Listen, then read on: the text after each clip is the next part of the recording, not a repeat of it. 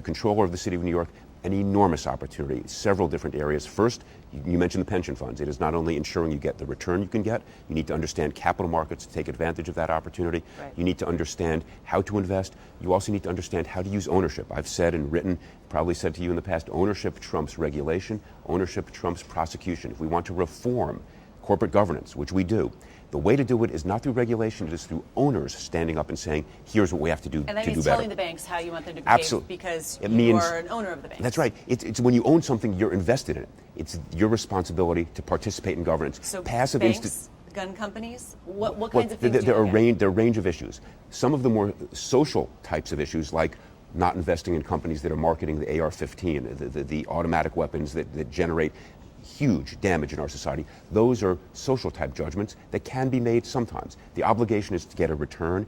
So I'm talking more about choosing boards of directors who actually understand the business, not board members who are cronies, friends, and will go along to get along. Having board members who understand what leverage is all about so we don't have an economic cataclysm the way we did in 2008. This is to preserve our markets. I have a book coming out next Monday called Protecting Capitalism Case by Case. It explains why the cases I made as Attorney General show an understanding of markets and capitalism that stands apart from the sort of ideology that was being propagated by the free marketeers.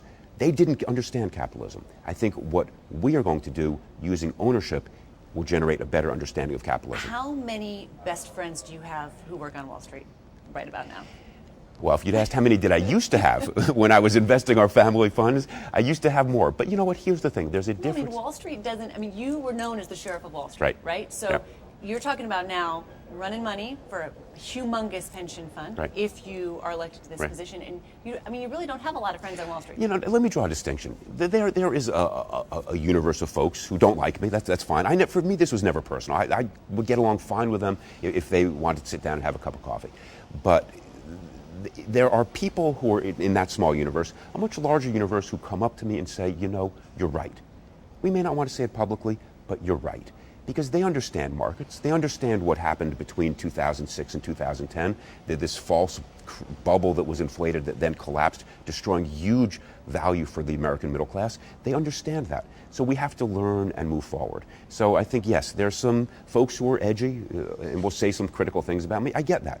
But there's a larger universe of people who appreciate that what I was trying to do, even though they didn't want to do it at the time, was make the markets work and have some integrity.